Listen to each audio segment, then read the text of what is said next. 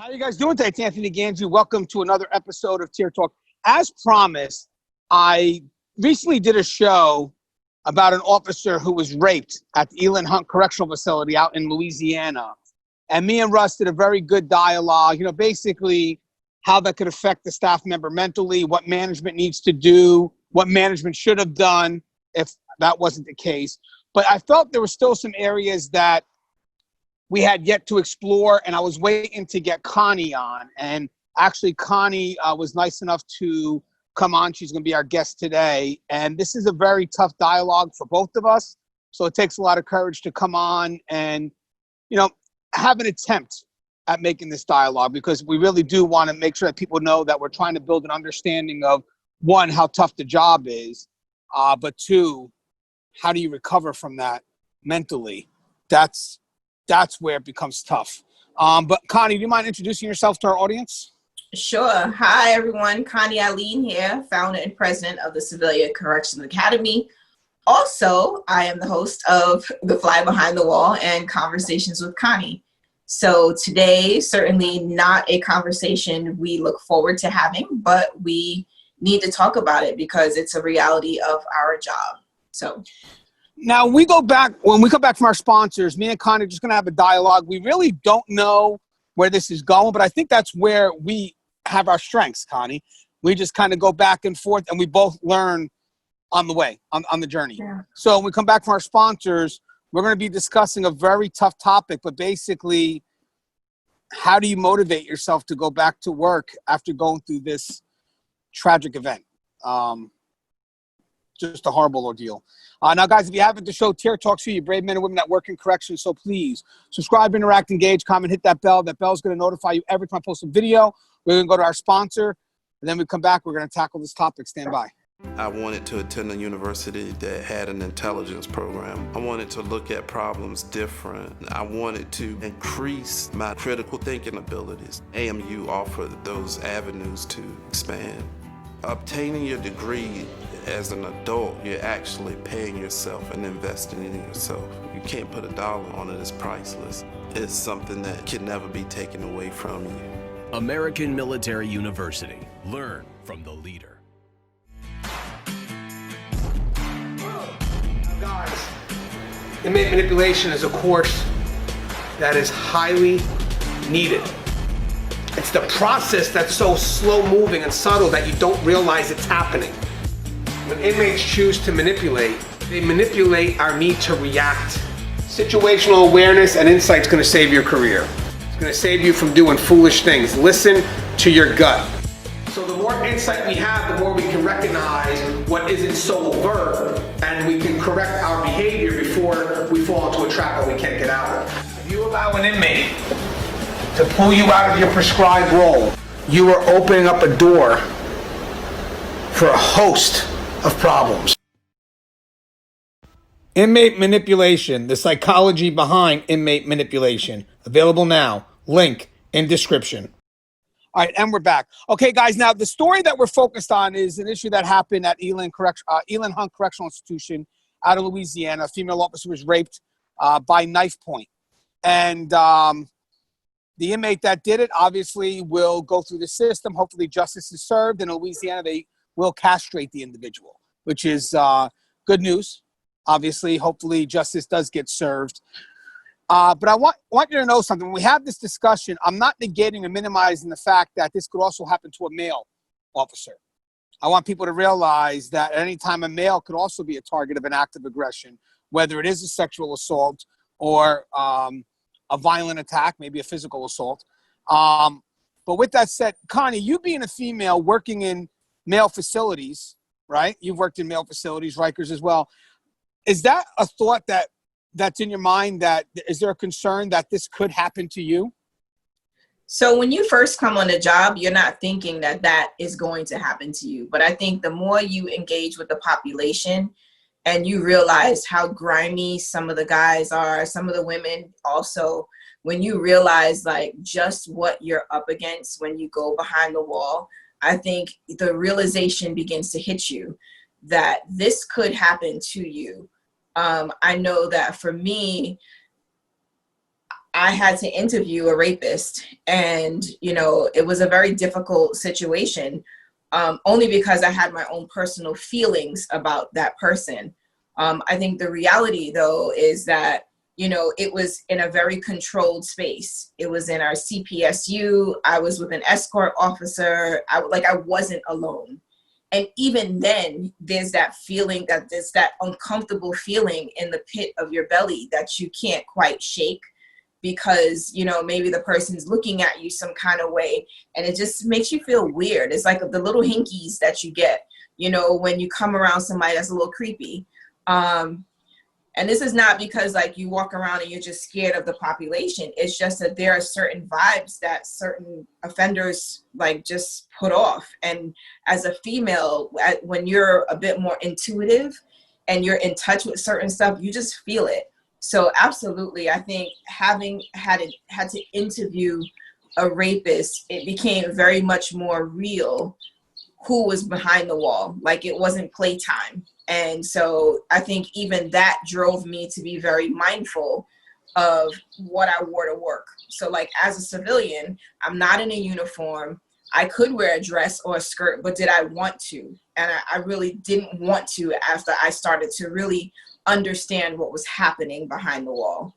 And that's not to say that because I wore a skirt that I deserve it, right? Because I know that, you know, a lot of times when women do experience a sexual assault, they're called into question the woman's character. What was she wearing? What was she doing out at that hour? Blah, blah, blah, blah, like all those questions. And so just to make it clear, this is a matter of, I made a choice to add another layer of protection. And that was coming in with pants on and being well covered, so that if in fact I was somehow inciting something, I wasn't doing it intentionally. Yeah, Connie, I'm going to compliment that, because basically it's knowing your environment. You know, I mean, that's what you're saying. And I love the way you just said, adding that extra layer of protection. That was so well said. You know, I want to also mention something too. When me and Russ had this dialogue, I said, watch what's going to happen. I'm going to have people in the comments that are going to look to say females shouldn't work in male facilities. And we knew that was going to happen, right? So again, I just want to cover this again. Females are needed in this profession. They have heart.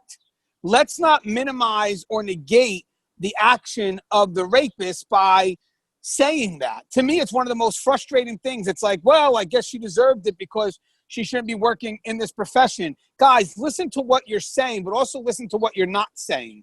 When you say females don't belong in this profession, whether you believe that or not, that's not going to solve the issue of what this inmate did. But secondly is you're putting the blame on the female for wanting to be in this profession. And again, just to reiterate, I've seen females with heart that stand up. I've seen females de-escalate. To me, I've walked with tears with many females that I felt had my back. You know, again, I'm vulnerable to it, male or not. I'm 5'5". You know, the key here, the best weapon in a facility is this. It's how you communicate. You know, we're looking to de-escalate. But again, I've seen females that don't run away, they run too. And I've seen men that run away. So let's be fair. You know what I mean? Let's not use gender to define if someone's going to be good or not. Let's define them by their heart. And in this case here, if you have heart and you're willing to be by my side if something goes down, then you deserve to be in this profession. But how do you feel when someone says that females should not be working in a male facility? What's your thoughts on that? That's quite insulting, you know, because the reality is that men and women both bring great things to the table. And I feel like as an institution, the last thing we want to say is we're going to take away 50% of our talent pool, right? Because that's what we're saying. Essentially, we're saying if men and women can't both work in this same place, we're eliminating 50% of the potential people that could be working in this environment. And that shouldn't be the case. And granted, the stats aren't 50-50 men, women. I'm just saying, if you take away women from the environment, you do take away a significant amount of talent that they bring their own skills to the table that help us to be more effective and efficient, I think, as an organization.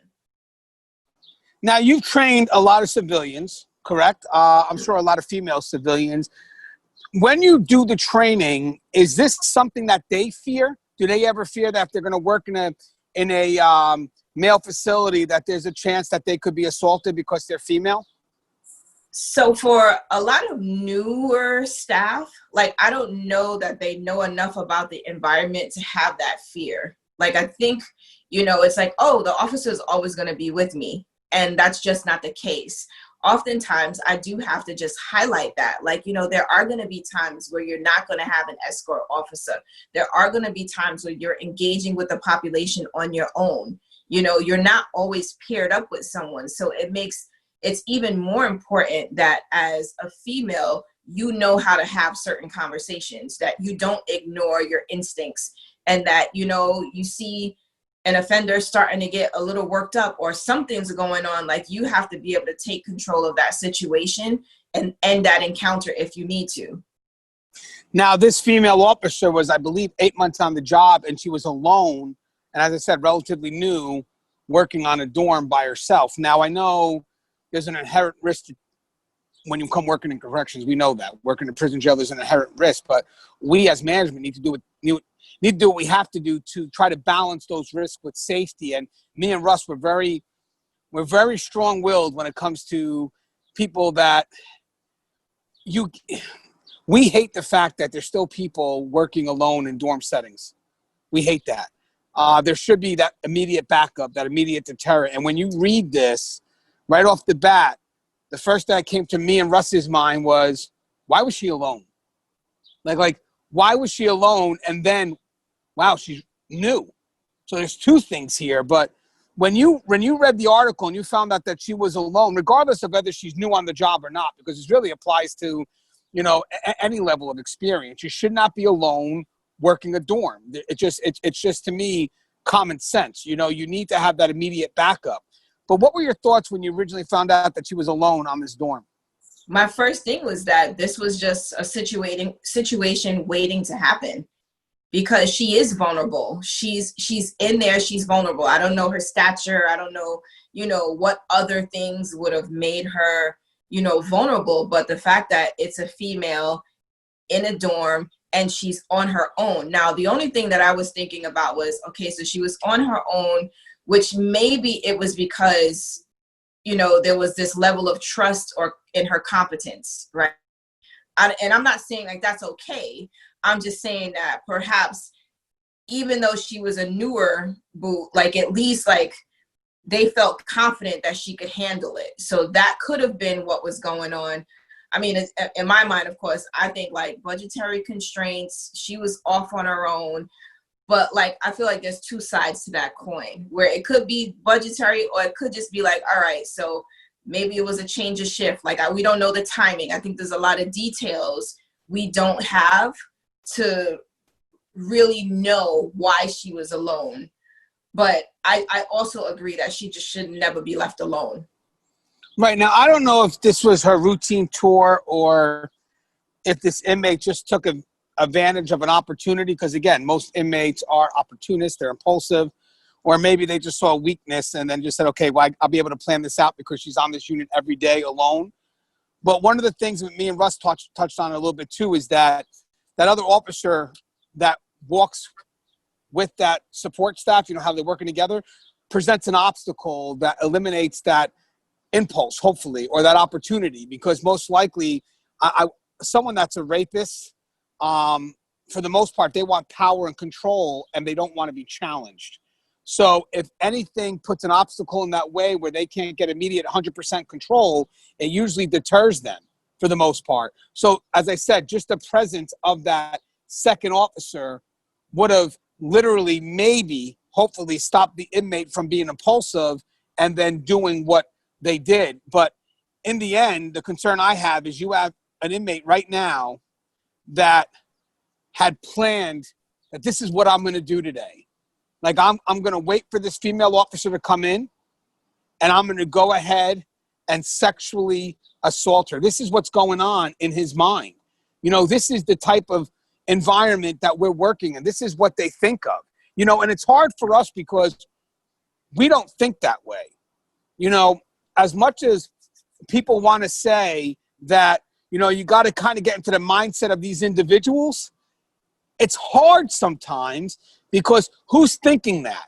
Like, who's thinking that, you know, this person's going to go to work and, you know, they're going to be raped by an inmate today? I mean, yes, it's probable, don't get me wrong, but when it happens, it's a shock to everyone, especially the person going through it, because it's animalistic. Yeah. You know, we're being told that, you know, we got to be humane in how we deal with the population. Don't get me wrong. I understand that. But at the end, look at this. Look at the action. You know, it's got to be a shock, not just to the individual that went through it, but also a shock to the entire facility. Would you agree with that, Connie? Absolutely. I mean, so I think when we come in, I'll speak for me. I know I come in, I know there's, you know, SRG activity, there's gang activity, you know, like you kind of know that, right? You know that there might be a fight. You know that there's some things that are just going to pop off. I just never kind of walked into work thinking, you know, someone's going to get raped today, right? Like, because in my mind's eye, it is, we are all about safety and security, and we're going to make sure we protect each other. You know, I don't ever think that we're going to present an opportunity for such a thing to happen. And so when you first told me about the story, like I myself was like, holy shit, like this could be anybody, right? Like, and it's certainly not something you walk into work thinking is going to happen today. Now, I want to talk about how this can affect the support staff, and then we'll go into the deeper discussion of how it affects the individual going through it. But again, I'm just talking from how I feel it would affect me, right? So right off the bat, if I knew this had happened, the first thing that I would think of as a peer, you know, again, this is my family now because this is how we are. This is how tight we are behind that wall. I would first be asking myself, did I do something wrong? Could I have done anything to prevent this? I would be literally going through every moment of my day. Every moment of my day. And if I was an officer that may have worked a unit before or had an interaction with that inmate before, I'm going to think about every interaction I had. Was there a hint that they were going to do something, or did I miss something? So, I mean, this is like, it's not, we're going to go over how it affects the individual. Don't get me wrong, but I want also people to know that this is not just something that the support staff, the peers, the management, if obviously they did the right thing, can just easily push aside. I mean, this is really a culture shock, because I think a lot of people that really have that intent to protect and serve, when something happens to one of their own, they take it personal, and it's hard for them to recover from it. I saw that when we were doing the Megan Callahan story, which we're still in the process. We got to wait for the court date. But when she died, there were a lot of people that, even though they couldn't have done nothing to stop it, you have to literally keep on convincing them that it's not their fault, that there's nothing they could have done. So obviously, would you believe that even when something like this happens, when you have a hero getting sexually assaulted, do you think that there's some staff there that think that they could have done something more to protect her? For sure. I mean, I think, you know, especially now that we see the outcome, right? Like, I'm sure whoever she worked with in the past is like, damn, if I was only on duty, you know, or the person who might have been in the bubble, like, what happened? Like, how did I miss that this was happening? How did I not see something? You know, I mean, even people who probably toured the unit, like, you know, how did I not pick up on his behavior change? Or maybe there were no signs that this was something that he was going to do. But, you know, the reality is that people are going to be second guessing themselves. Like, what did I miss? And then for other females who could be working the unit or who may have worked the unit, they're going to be thinking like, damn, that could have been me. Or like, wow, I really need to watch myself. Or I also feel like there's that level of hypervigilance that may start to happen, because now, like, you're going to be suspect of everything and everybody, right? Because there's this sensitivity that one of ours has been attacked. One of ours has been assaulted and injured badly, you know, like, and I think that's just more of just your human nature to survive. You know, Connie, you're hitting something here too. It cracks the armor. It really does. I don't think I have to explain what that means. I think we know what that means. It cracks the armor. I think also when we have understaffed facilities, again, I'm pretty sure that's what the case here, but I can't say nothing 100%. Sometimes what happens is management just says, okay, we'll just, run it with one officer, and then when something goes wrong, we'll think about it. We'll figure it out. Well, this went wrong. So I wonder how management now, if this is the case, again, I don't know, but, you never know. How are you justifying that for a while you had a single officer walk in that dorm and look what happened as the end result when there should be two? I mean, most likely when they're understaffed, they cut back on staffing, but the policies don't change. They just adjust, but the policies never change because they know for a fact that I can't put that in policy because that's insane. But what I'll do is I'll tell them, hey, right now we can work that with one. It's like you cut back the safety because you're just worried about having someone on that post. Well, now here's the outcome, because since you've had one officer, let's say, walk in that dorm, it highlighted vulnerability. And eventually there was that one inmate that said, screw it, I'm going to go after it. And they did. So now management has to wonder, like, okay, if this is the case, you went wrong, but there may also be a level of responsibility on that. Negligence, if you will. I think there's significant negligence and accountability there. Whoever made that decision to run that unit with one is certainly having some issues right now, right? Like, because the reality is that, from what I understand, is that the post orders would actually say what should be happening on posts, right? Like, do you guys have like a staffing plan that says this unit will have this many, this unit would have that many? I don't know how you guys do staffing on the custody side. Yeah, each post would have a policy that does reflect what's needed staffing wise. Right. But again, even if they did have a policy that stated they only need one officer on the floor, that policy's wrong to begin with. You need that other officer. So, but it's true. So having said that, what I'm trying to say is that dorm requires two officers. Sometimes when facilities become understaffed, you'll see adjustments out of desperation, but they won't reflect policy. They'll actually be in violation of policy, but they expect you to go ahead and do that. And most likely what usually happens is you start losing out on the posts, let's say like towers and patrols, because they figure, see, those are deterrence posts. You need them. Once you get rid of those, they're not really that active. Yeah, until you remove them, then you're going to start seeing that, people don't see the deterrence anymore. Deterrence matters. That second officer on the floor is also a deterrence, plus it's an immediate response. So that's one of the areas that always get cut. But again, it's not going to be cut on paper. It's going to be, okay, you got to work with one today, just deal with it. The policy sometimes, what happens, as I said, out of desperation, the policies may not reflect that sudden change. But having said that, management has to realize that this dorm requires two officers for safety. And this is a horrible wake-up call. This is a horrible wake-up call where it's like, okay, I guess we were wrong and we should have had two officers. Wow, that wrong came with a consequence that you're not dealing with directly. So, but yeah, it's what you said. Just hope that the policy reflects it, but it's not going to be out of desperation. What they're going to do is they're going to probably tell the person work with one. And by the way, supervisors, the immediate front line will also scramble to try their best to accommodate. But in the end, you're leaving this person vulnerable by only having one person on the floor without that deterrence there. But yeah, you had a thought, though. I know you asked a question, but did you have a thought? Yeah, I was really just thinking, as management, sometimes we're forced to make some really tough decisions.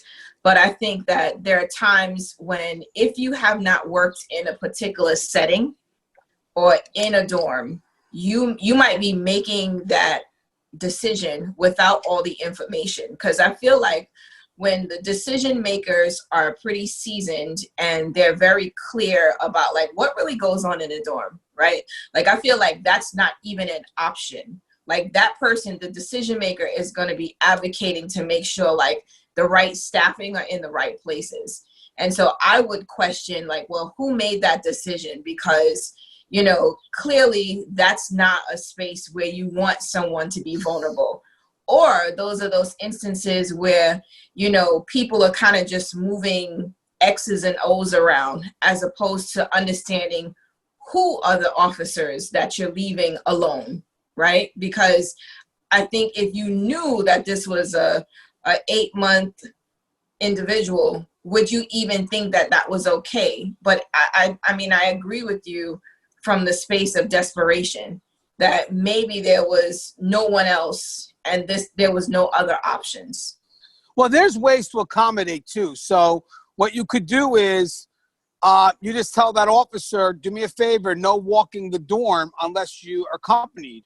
So you can watch the dorm from a distance, and when a supervisor comes in or another officer, then you can maybe go ahead and tour the dorm. But having said that, with the one officer on the floor, I disagree with that. So if they say, well, you're only going to work with one, we'll expect the tours to be limited. I'm only going to be able to tour the unit twice, and that's going to have to be when the supervisor does their visits. You know, if it requires a physical tour, I may not be able to even do a physical tour. I'm just saying, I'm definitely not going to be doing it alone. Now, also, I would expect that's you speaking with experience, right? That's you speaking with experience to be able to say, here's an alternative. Here's what I'm going to tell you. Even though you're stuck with just being the only one, I don't even want you to tour on your own. Just wait till a supervisor comes and you tour with someone. But, you know, how many, I don't want to say you don't have administration all over that's as proactive or as forward thinking, right? Like, you just don't know. And I think with your experience, like, you would make those judgment calls. Well, first off, thank you for saying that. You know why I would? Is because I'm going to picture myself being that officer, and I'm going to picture myself, where would I be uncomfortable?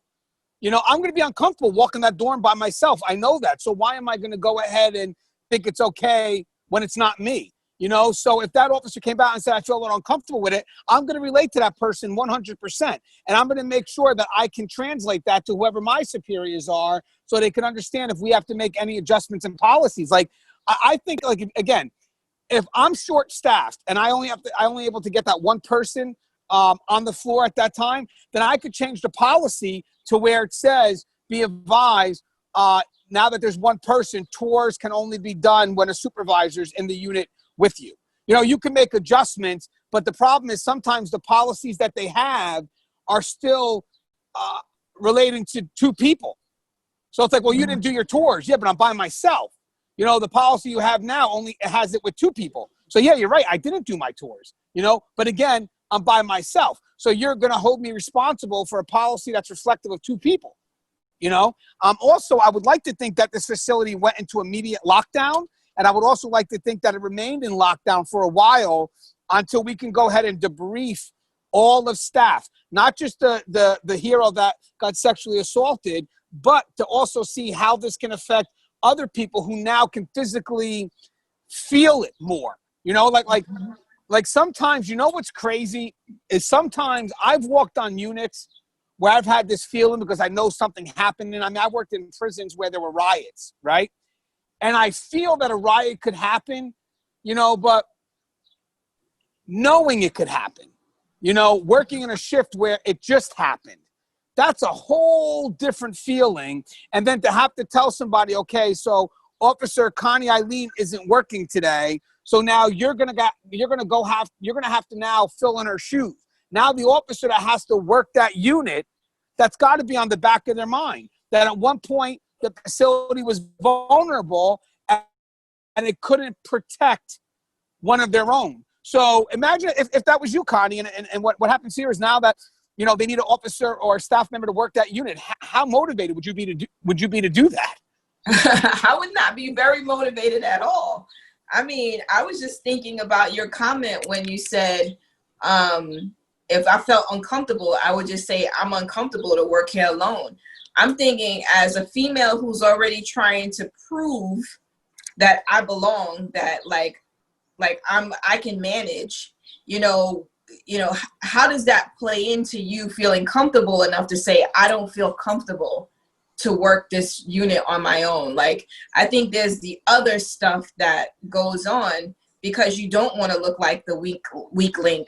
You don't want to, you know, be like a damsel in distress, right? Like that's not the image you want to portray. And, you know, is there some of that plays into, you know, maybe not saying, I don't feel comfortable being on a unit on my own.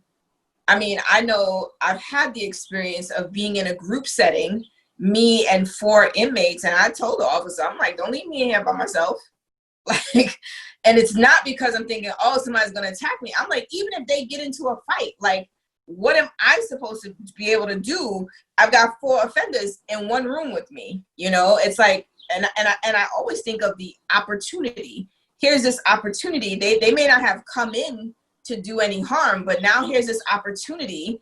I've got this female in here. Officer Joe's outside kind of chopping it up with, you know, his buddy, and we've got 4 offenders in here. Like, who knows what could happen? So, like, I think in my mind, to know that it happened and then to still go into work thinking, yeah, I'm gonna go and do that group after that person was just assaulted in that same room. Like, I would not be motivated to do that. You'd be hard pressed to get me to comply with that instruction. Well, you know what? You also said something. I would actually think it's weird if someone didn't feel uncomfortable to be alone in a room with, let's say, 4 inmates, you know? So for people to think that that's not, you know, that's weird. No, I mean, that's showing you that you know the environment you're in, you know, you're not complacent, you know that there's dangers here, you know, as long as it doesn't affect on how you have to do your job. But you should have some level of, okay, this, you know, this isn't for everyone, if you will, you know. Also, when it comes to the debriefing of staff, the reason why we want to do that is because one thing is there's a couple of concerns here. First, let's explore the generalized animosity, right? One of our sisters got sexually assaulted, right? One of our officers got sexually assaulted. We're pissed off. We're angry. We can't get to the inmate who did it, which, don't get me wrong, trust me, we got to make sure this inmate goes through justice. That means that we have to do what we can to, and I know you guys understand when I say this, protect that inmate, because we have to make sure that we're not on the defense. He needs to be on the defense. But with that said, is we also have to make sure that staff is okay and they don't just generalize anybody wearing an inmate uniform as they have the potential to be a rapist. Because right now, after you have a major incident like this, there could be a good chance that tensions are high and we're waiting for that explosion. So you need to kind of shut things down, slow it down, and then eventually introduce things back to normal. But if you let things go too quick and don't give staff a chance to, decompress? Am I saying the right term? So essentially they have to be able to start to manage that stress. And so the crisis intervention is for that reason, to help people move through the stress and mitigate some of the impact that the critical incident will have had on them. And so that's more of like a proactive approach to it, understanding that there will be some impact after having this experience. Let's just kind of talk about it to make sure like we're kind of aware, we're bracing, we're prepared for what will come, and understanding that it's gonna play out or present itself with each person differently, but there will be some impact. And so like I certainly believe in the entire process of crisis debriefing. And I also think that we should have, if possible, one-on-one discussions for people that may have concerns with working that unit. You know, again, because that's where it happened. You know, so you want to make sure that, I mean, just by the discussions, just are they processing what just happened? That's all I'm asking.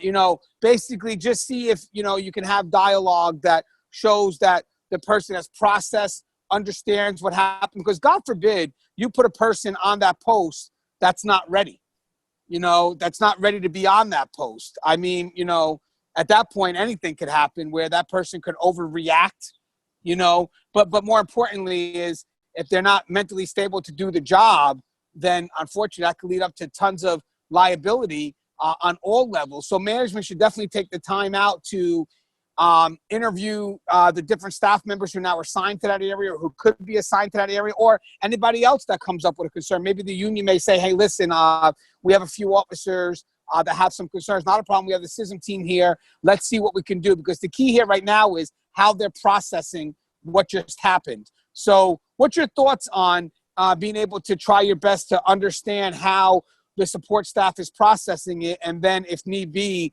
the dialogue that should happen before someone gets assigned to that unit? So certainly I think we have to be in a space where we're willing to create an environment where people can be vulnerable, where people will feel comfortable to come forward and say, this is the impact that this event has had on me.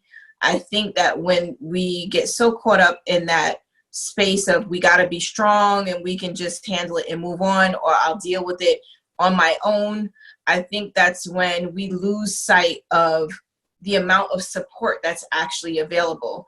Now, I'm not saying that we want everyone to come to work and say, I can't work anymore. What we're saying is that we want to create an environment where we can support people as they are handling the event. However, whatever that process is for each individual, I think we need to be supportive of that. If someone says they don't feel comfortable, it's not okay for you to say, oh, you've not worked the post for a month, you should be able to do it by now, right? Like, you can't invalidate what someone is feeling just because you think they should get over it by now. You know, the reality is that the fear is real. Well, what you're actually saying is we need to show them that we care. Yeah.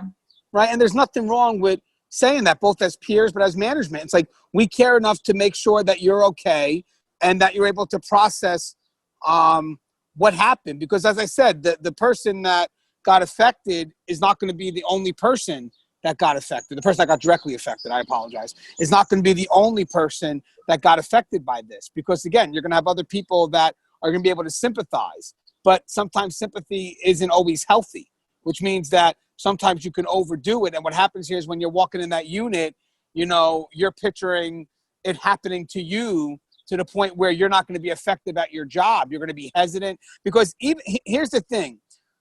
When that sexual assault happened, I mentioned cracking the armor, which means at one point we were vulnerable and we lost that sense of control. It's going to be hard for people to regain that trust, that level of control. You know, when I walk into a unit, what protects me for the most part is that I feel we have control. If I feel that we don't have control, I'm not walking in a unit, you know? I feel that I have a level of control. Now, when that control gets broken, I need to kind of go through the process to kind of rebuild that trust again. You know, that, okay, that happened once, but these are the reasons why it happened, and we're not going to allow that to happen again. So you have to be able to make sure that staff knows, okay, we know we lost a level of control. We've investigated. This is exactly what happened, and these are the measures that we're now taking in place, which should have been done prior, most likely. I mean, this looks like it could have been preventive. But having said that, now that I'm limited to just reactionary measures, you got to make sure that staff has faith in your reactionary measures, but also your word that it won't happen again, that you won't allow it to happen again. So part of that control comes from the trust that the front line now has with management to say, we got you. And I don't feel that's something that's being done a lot lately. I see you smiling, Connie. What's your thoughts on what I just said? I mean, I don't know. I just feel like when things like this happen, it's very difficult to come away thinking that management's got me, right? Because it's almost like if you didn't put me in this situation to begin with, it wouldn't have to be a matter of we got you. I think, like, you know, so the staffing shortage issue, we know it exists. And so, you know, very easily someone could say, well, how many more rapes we need before you guys hire people, right? Not understanding that, you know, it may not be we're just not hiring. Maybe we don't have enough people applying, you know, maybe there just isn't enough, you know, maybe the talent pool isn't there. But I feel like the reality is that it would be very hard to come to a point to say, yeah, management's got us. We don't have to necessarily, you know, take matters into our own hands. Well, that's always the concern for management, is that the staff doesn't trust enough in the system to feel that justice will be done. That's why when something like this happens, it's very important that staff sees justice be done. It's very important that something happens to that inmate for what they did. And it's very important that management takes effort that is, I know it's reactionary at this point, but also can be seen as proactive, just in case, where they could say, okay, you know what, we're starting to trust. It's a shame, though, that there had to be a sacrifice, because I'm sure, like you said, I'm sure this was something that was brought up many times before. But with that said, now there's no excuses. Now there's no excuses. Now it's happened. So now you have to step up and you have to do something, you know. And again, if people decide, you know what, I can't do this job, I'm not going to work it. It's not because they're afraid to do the job. It's not. Most of them will do the job. They have the heart. They're just afraid that they're not being protected. Let's be honest. You know, most of the time when good warriors leave, especially in a job like corrections, it's not because they're afraid. It's because they don't feel that they're being protected. Again, we're willing to take a certain level of risk, but give us something. You know, give us something. Is there anything else that you want to touch on when it comes to affecting peers or management before we go to the individual? I just, I guess in my mind, I'm just thinking we just can't ignore the fact that the peers will be impacted by the event. And we've got to be sensitive to that fact, and really provide as much support as we can. I know, we've got the critical incident teams that come through, but I think there should also be, access to any other resources that would be available, so that if people don't feel comfortable speaking up during critical incident, that they can still go to EAP or whatever other, resource that's out there. And honestly, give people the time that they need, right? Like, because I get with the whole staffing shortage, it might not be easy to give people time off, but if someone needs a mental health day, they need to be able to get it. Right. And I also want to mention, guys, don't just limit your perspective to female staff. This could also happen to males. Males could also be affected by this. So it's great to actually approach staff in general and be open to what they have to say. No judgment. Because at the end, we do want a healthy, prepared staff, healthy, mentally prepared staff. So let's talk a little bit about how this could affect the individual. So me and Russ discussed this. We didn't get a woman's perspective. So I'm going to ask you a very tough question, but I know only you could answer it. I know me and Russ could not answer it. And it's a question that's coming to my mind right now. So forgive me. If it's a question you don't want to answer, let me know, because I don't know if it's a question that goes too far. But when a woman gets sexually assaulted, what is it that she loses about herself that's very hard for her to gain back? She loses everything, quite honestly. So you lose the control over your body. Someone took control over your body. You lose your choice. I did not choose you. I did not choose to be intimate with you. You lose that confidence in yourself, like confidence that you have made the right decisions, or that, you even start to second guess, like whether or not you said or did something to make this happen to you. There's so much, I think, that as a woman, I would be questioning in myself. Did I smile too much? Was I I was laughing. Did I look the wrong way? Did I say the wrong thing? And then on top of that, like, it's my body that has been violated, right? Like, you can't undo, what that feels like, someone to be touching you, like, just all of it is, I think, quite a bit much to, like, it's that inability to wash it away. Like, there is no bath that's going to make me feel better after that. There is no, because I'm just thinking, going through the process of a rape kit, right? Like, you've now been sexually assaulted. You're now in a hospital. Whatever else was done to your body, you're also dealing with sort of the mental distress of, like, the person this happened at knife point, right? Like, there's so much to unpack when I think about this situation, but you lose a lot. Hey, Connie, by the way, thank you for answering that. I have another question I want to ask you. So again, these are questions that me and Russ could not discuss. We just don't have enough insight. But I know you would have insight on this. Is it hard to believe it happened? I mean, could there be a sense of denial for the individual that went through this? So it's definitely hard to believe that it happened because I'm at work and, yes, while I might be an officer, there's that feeling of safety, right? Because we have control of this environment, or at least that's what we feel like. We have control of this environment. And so now I've been violated in the worst way, and I don't necessarily know how to come to terms with that. I don't know how to come to terms with what just happened to me. And it may take some time to get to a point where you're not in denial. I mean, I think because of the actual physical act, your body will remind you of what happened, right? So, I mean, this was at knife point. So I'm assuming it wasn't, some sensitive, soft exchange, right? This was someone who was forcing themselves on you. So I'm sure there's some bruising. There's some physical things that you won't be able to ignore, which will remind you that this has happened, whether it's some soreness, or hopefully there were no broken bones, but the STD testing and everything that comes along with that, and even pregnancy testing. Like, I feel like as much as I might be in denial, ultimately I've got to do what I got to do to make sure that I'm going to be healthy. And so, and just trying to stabilize, I think that in of itself helps you come to terms with what's going on.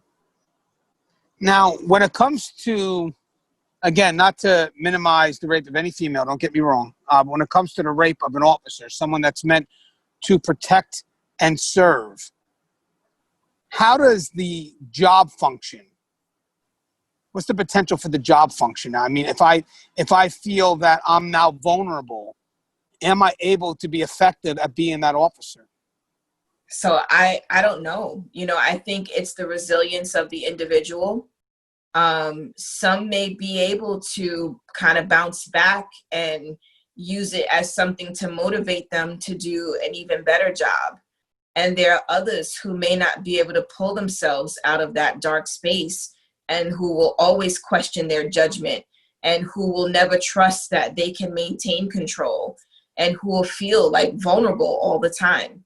And so I think that is one of those individualized sort of questions. Now, for the person that went through this, they have to be honest with themselves on how they feel.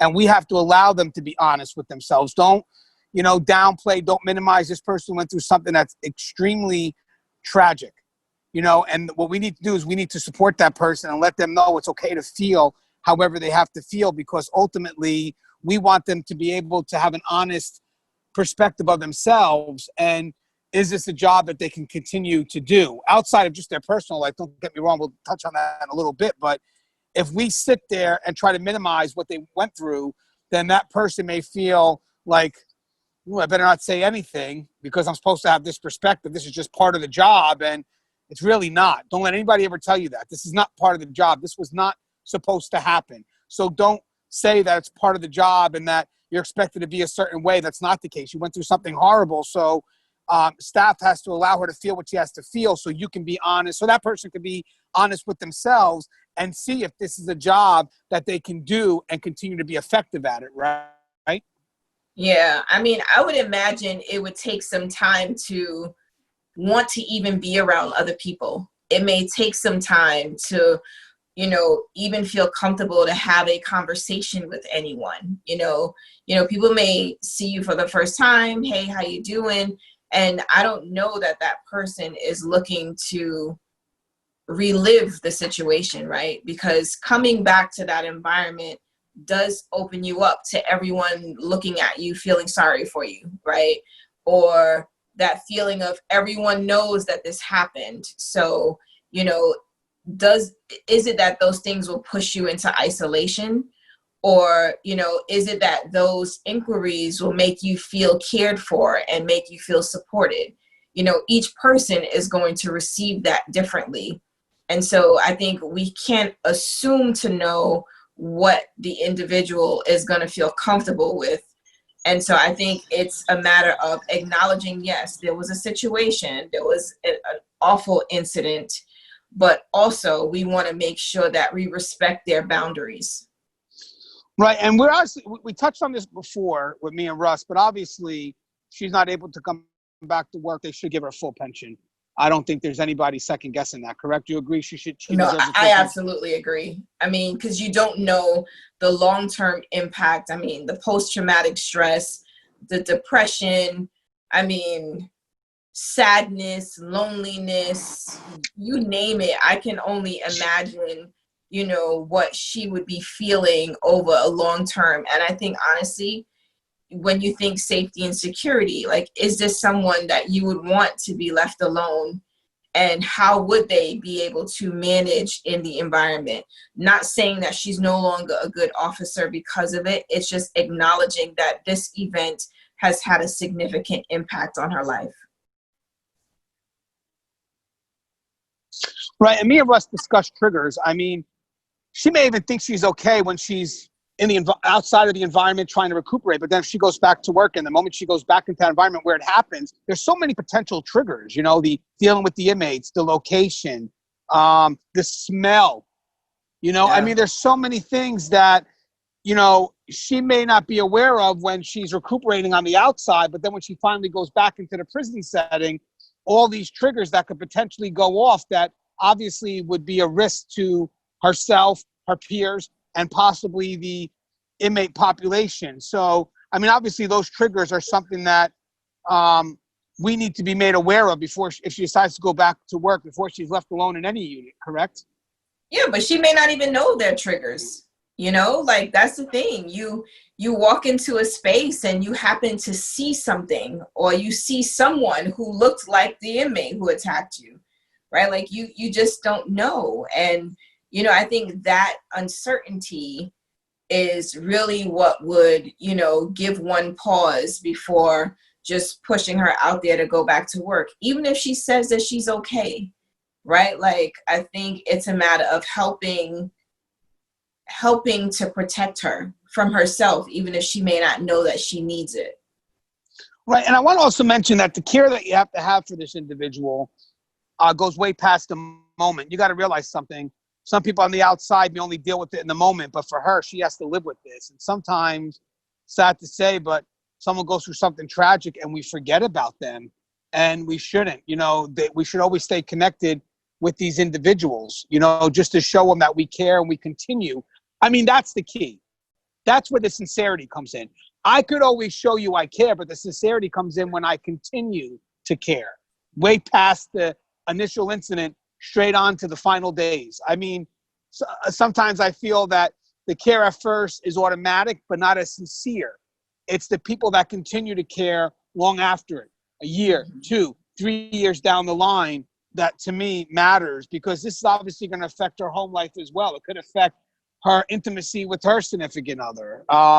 You know, so this is a life-altering thing that doesn't just affect the job, but also, let's say, you know, I don't know her circumstances, she's married or something, or she has a significant other, and they tell her, hey, we don't want you to go back to work.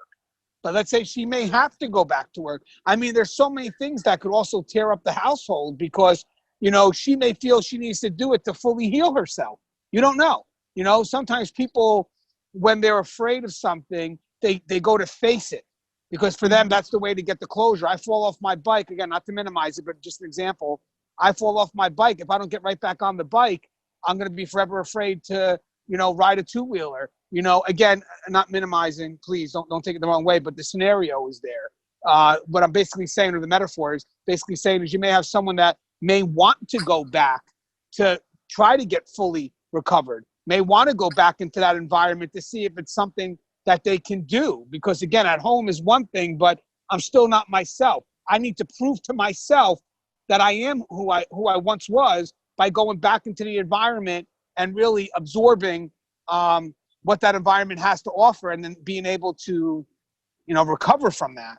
But do you have anything you would like to say in closing, maybe just when you heard this story, how it affected you as a female, and also one other thing. I know you do a lot of training with civilian staff.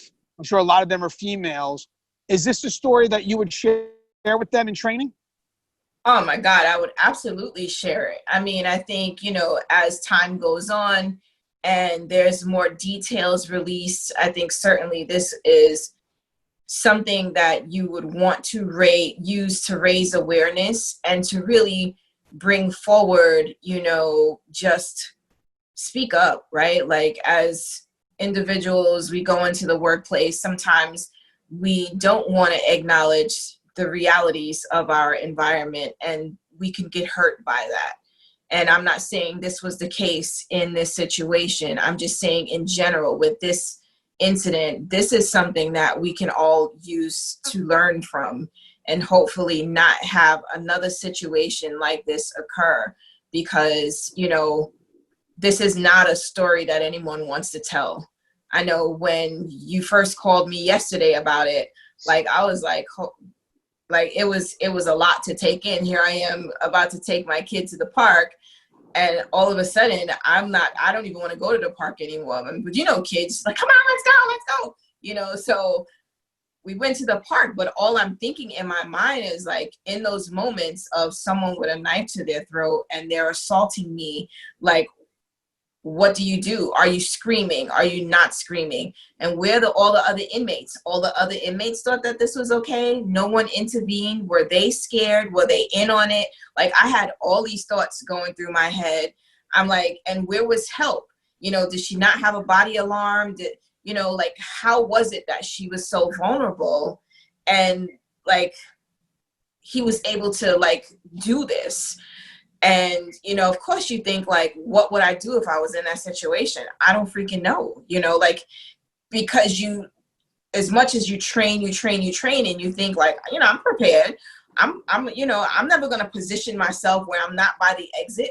I'm never going to walk into a room where there's a whole bunch of offenders and I'm the only one there. Like, you think you're never going to do these things, but a situation presents itself. For some reason, you go into that dorm. For some reason, you walk into the clinic and there's no officer at the desk. Why not? Right? But how these things happen. And, like, is there a way for you to ever plan to be so vigilant? I think, yes, situational awareness is always there. And maybe you just don't walk into the clinic if you walk in and you see a bunch of offenders and there's no officer. That's when you back out because you don't feel comfortable with what you've just seen. But I feel like sometimes we don't follow our instincts and we step in, and then here's these outcomes that we can't undo. So, I mean, I just kept thinking about how horrific this experience was and how could she possibly, I was just really praying that she had so much love and support around her, because I could only imagine what that feeling would be to be violated in this way. And, like, how do you stop dreaming about this shit? How do you stop thinking about what happened to you?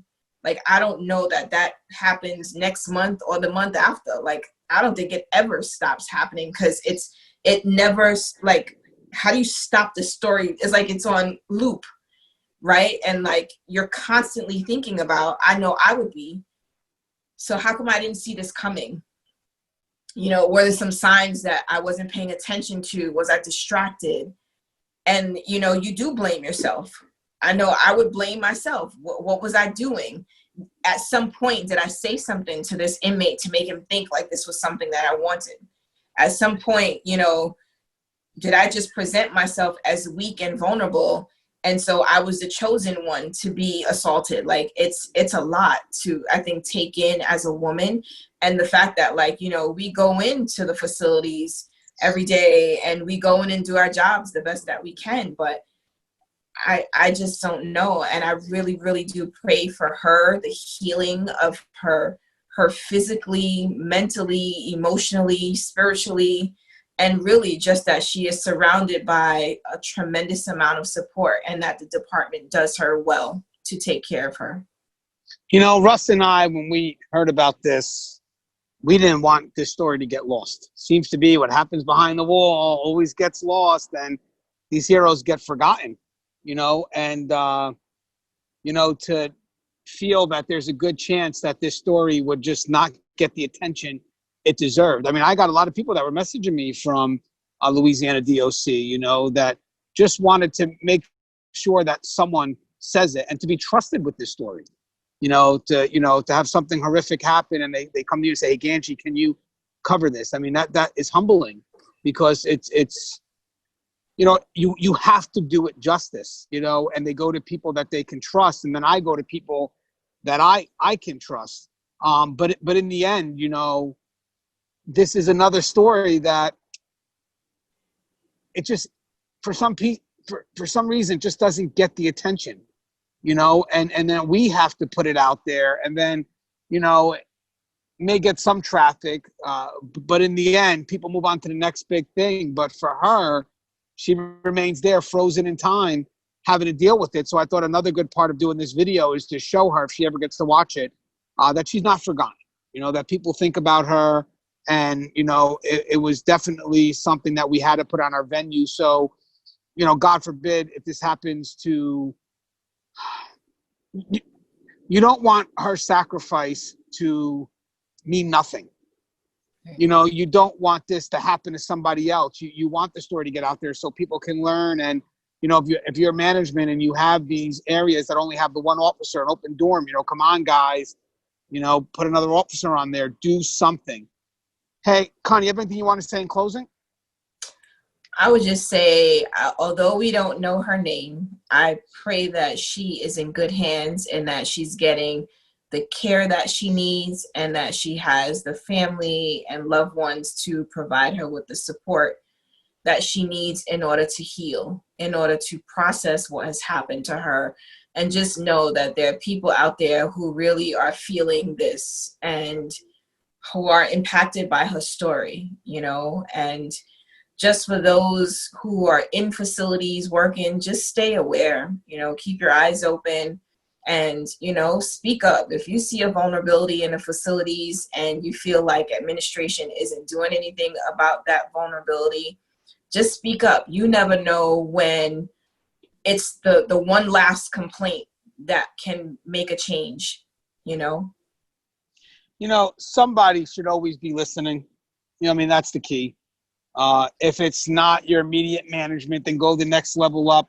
Just keep on going until you force somebody to listen. But the key here is that take note of everyone you spoke to. Hold them responsible if, you know, you're demanding changes and the changes aren't happening. You know, don't just generalize it to all management. Who'd you talk to? I spoke to Gangi. And Gangi, you know, once you start holding people responsible, you start seeing changes happen. You know, you start at least seeing them trying to push it off to somebody else. But if you approach everybody in a general fashion, nobody picks up the ball.